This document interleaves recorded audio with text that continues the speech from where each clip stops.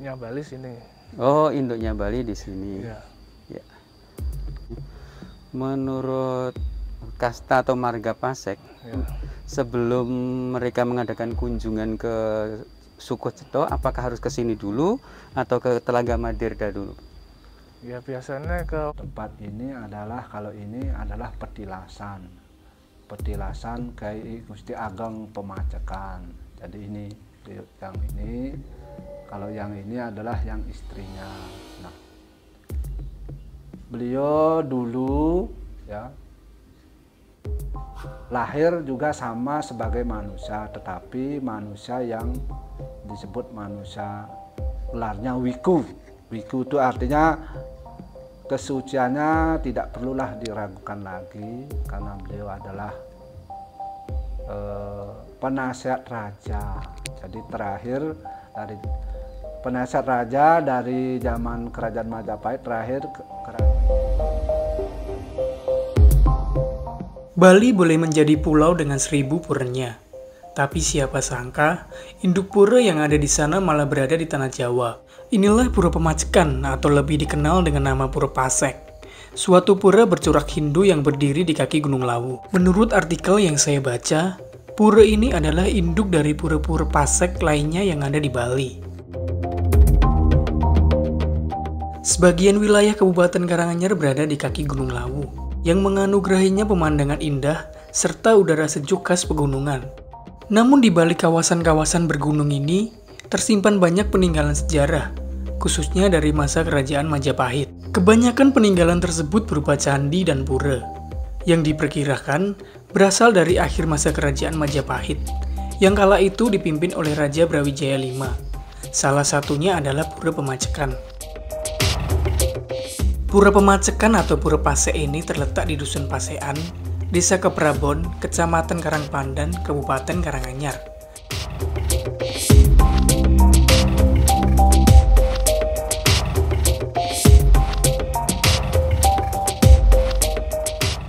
Layaknya daerah-daerah lain di kaki Gunung Lawu, kawasan sekitar pura ini juga dikelilingi oleh pemandangan alam yang hijau dan sejuk. Ada sepenggal cerita menarik mengenai keberadaan pura yang didominasi warna merah dan kuning ini. Menurut artikel yang saya baca, Pura Pemacekan merupakan petilasan Kiai I Gusti Ageng Pemacekan atau Pangeran Arya Kusuma. Pangeran Arya Kusuma ini adalah salah satu menantu sekaligus senopati kerajaan dari raja terakhir Majapahit, yaitu Brawijaya V.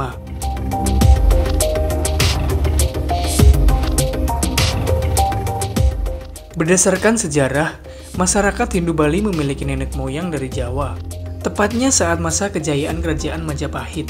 Hal ini terlihat dari makin banyaknya rombongan dari Bali yang datang berkunjung ke pura ini untuk keperluan sembahyang atau sekedar nampak tilas.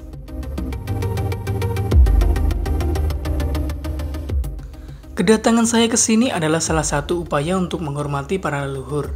Sebab tanpa adanya peran mereka, kita semua tidak akan merasakan apa yang kita dapatkan saat ini. Kali ini saya sangat beruntung sekali dapat dipertemukan juru mangku yang ada di sini untuk lebih mengenal dan pesan apa yang disampaikan leluhur kepada kita agar menjadi manusia yang berguna untuk semua yang ada di alam semesta ini.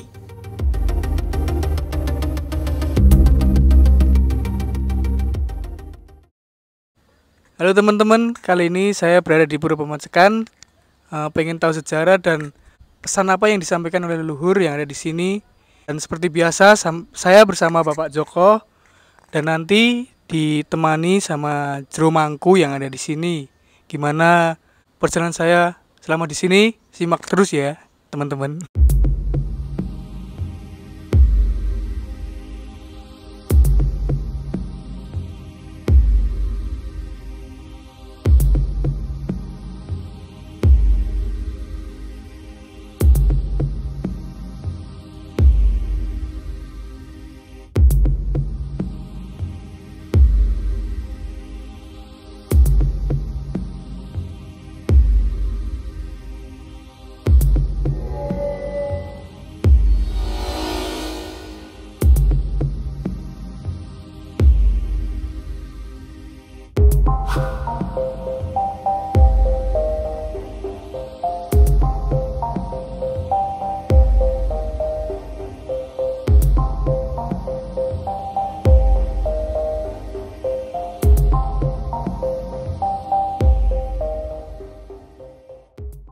Perkenalkan Pak, saya Joko, pemandu wisata Indonesia dari Kabupaten Karanganyar yang tergabung dalam Himpunan Pramuwisata Indonesia. Adapun tujuan kami ke sini ingin mengenalkan Pura Pasekan lebih dalam, tidak hanya sekedar kulit luar atau casingnya. Sehingga orang yang datang ke sini semuanya berkeinginan ingin menikmati lebih dalam tentang pesan leluhur di sini. Saya membutuhkan informasi lebih detail tentang Pura Pasekan yang ada di sini, Bapak. Kalau boleh tahu, untuk memasuki Pura Pasekan, pintu utamanya lewat mana, Pak? Lewat sini, Pak. Oke, lewat sini. Nggih. Gerbang utamanya di sini. Nggih. Ya. Di sini ada dua menara Nggih. yang menjulang tinggi yang begitu indah, mempesona kita. Ini namanya Pura apa, Bapak? Ini Pura Pemacekan. Pura Pemacekan, terus Di Gapuro. Dukuh Oke ya. Pasekan Kepelabuhan Karangpandan. Oh gitu. Nama khasnya Pak Gapuro ini Pak? Ini Candi Bentar. Oh Candi Bentar. Terus yang ada di sebelah kita ini, di tengah-tengahnya ini? Ini Balai Kulkul. Balai Kulkul itu identik penggambaran apa itu? Intinya itu untuk pemulaan untuk kenapa ya kentongan itu loh. Oh permulaan. Ya untuk sembayangan. Oh, yang saya dengar dari informasi beberapa orang, pura yang ada di tengah atau bangunan di tengah ini identik dengan Pradana Purusa, apa betul itu? Atau Sangkan Paraning Dumadi. Hubungan antara lingga dan yoni. Oke. Terus kalau dilihat dari sebelahnya, maaf kita tidak begitu jelas kalau dari sini. Ya, dari sini ya, Bapak. Ya, oke. Kalau lihat dari sebelah sini, di sini ada menara yang begitu berjulang tinggi. Ini diberi nama apa, Pak?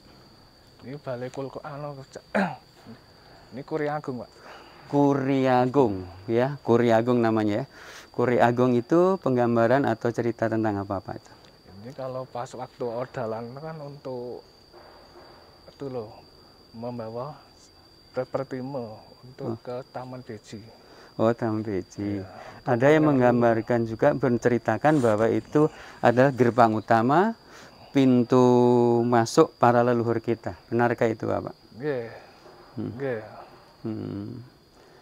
Pertama kali kan itu lewat-lewat kita kan untuk umat itu bawa Pertime ke lewatnya gerbang itu langsung ke Taman Beji. Ini ada satu pertanyaan, Pak. Siapa saja yang boleh untuk melakukan ritual atau meditasi di tempat sini? Apakah harus komunitas Hindu dari Pasek saja atau siapa saja? Biasanya ada malam, ya itu umat malam Jumat Legi untuk semua agama kepercayaan.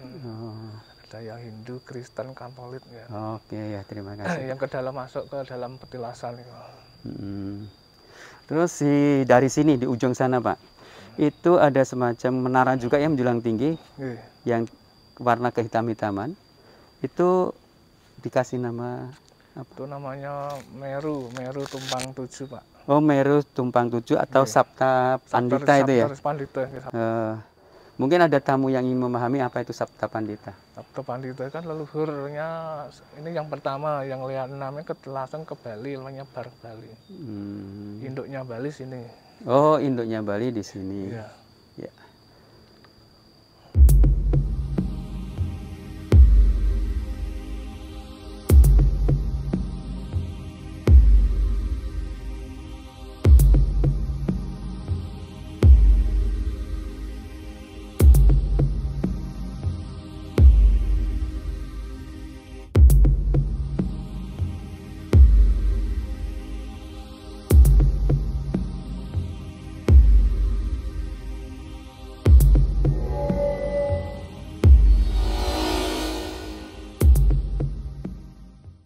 Terima kasih.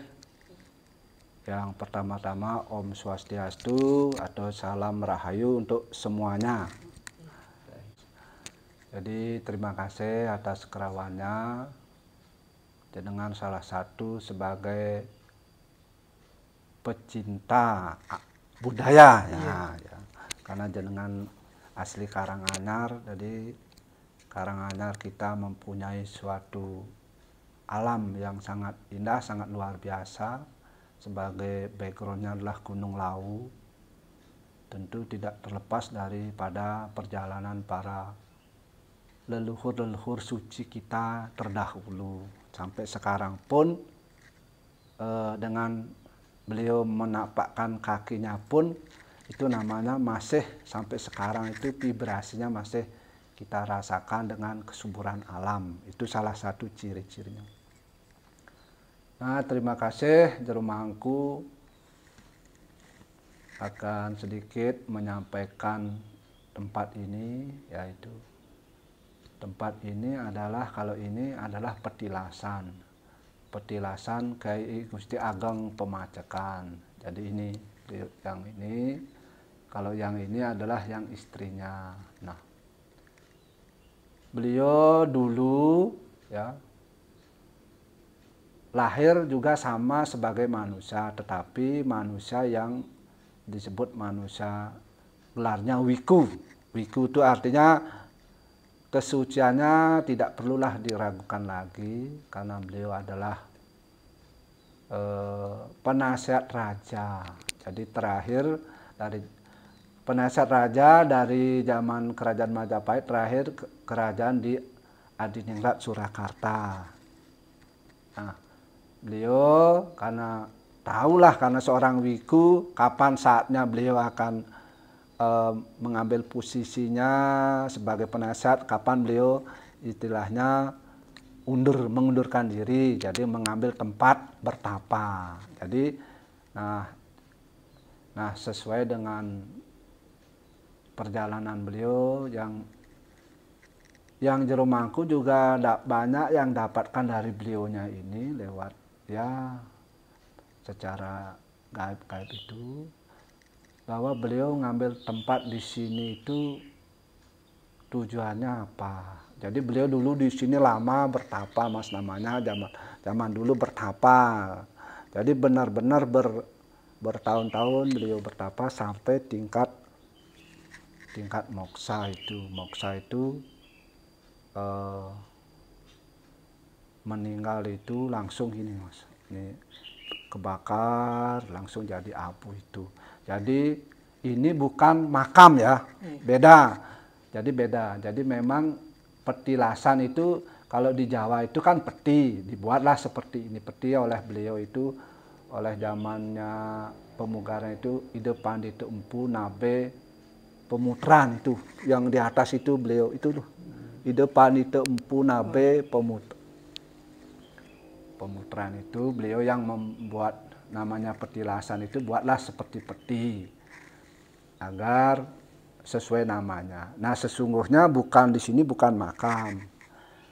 Jadi tempat aslinya beliau beryoga di sini itu sampai tingkat moksa itu.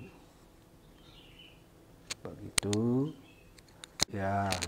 Jadi gini, Mas, pertama itu kita lahir ini kan tentu ada bapak, ada ibu, terus selanjutnya itu kalau ketika sudah beliau meninggal itu disebut leluhur itu. Artinya begini. Jadi ini pura ini itu yang nanda tanganin adalah Raja Solo. Artinya apa? Nek jenengan Jawa itu secara inilah ikut istilahnya nguri-nguri budaya leluhur, salah satunya ini. Walaupun tempat ini memang yang bertanggung jawab adalah Mahagotra Pasek Sanak Saptarsi, pusatnya di Denpasar. Tetapi secara umum ini kan diperuntukkan untuk semua bagi yang senang meditasi. Artinya nek jenengan ini pancen apalagi wong Karanganyar mbok ikutlah istilahnya mempertanggungjawabkan dalam arti sebagai budayanya, sebagai adat istiadat orang Jawa. Jadi intinya seperti itu. Jadi kita itu mari hidup saling hormat menghormati sesamanya, tetap menghormati para leluhur agar kita tetap menjadi orang yang tertuntun ke jalan yang baik dan benar itu, Mas. Itu pesan kesannya seperti itu. Jadi tetap menghormati para leluhur. Nah, itu. Mungkin Pak Joko mau menambah. Esensi dari pura itu sendiri atau manfaat dari pura itu fungsi utamanya untuk pendekatan kepada yang Maha Kuasa gitu ya, Pak ya? Nggih, ada yang ini kan pura Anda tempat ibadah umat Hindu, juga petilasan untuk umat sekitarnya, buat umum lah. Ada sekitar sini kan bulan Suro untuk ibadah, bulan Soronan, sama Jumat Kliwonan siangnya itu kan untuk rasulan, bersih dusun. Gitu. Ya, untuk sekitar kampung sini. Menurut kasta atau marga Pasek, Ya. sebelum mereka mengadakan kunjungan ke Suku Ceto, apakah harus ke sini dulu atau ke Telaga Madirda dulu? Ya biasanya ke Pura Pemancekan sembahyang dulu, terus langsung ke Suku Ceto. Oh gitu, karena mengingat asal muasal leluhur kita. Langsung induknya kan sini dulu, langsung ke Suku sama Ceto itu, Pak. Oke, terima kasih. Inilah sekilas singkat tentang sekelumit dari Pura Pemancekan yang ada di Kabupaten Karanganyar. Untuk mengetahui lebih dalam, tentunya agendakan selalu wisata bersama Filosofi Lokal Guide. Saya hadir untuk Anda. Salam Rahayu. Santi, Santi, Santi, Om. Ya.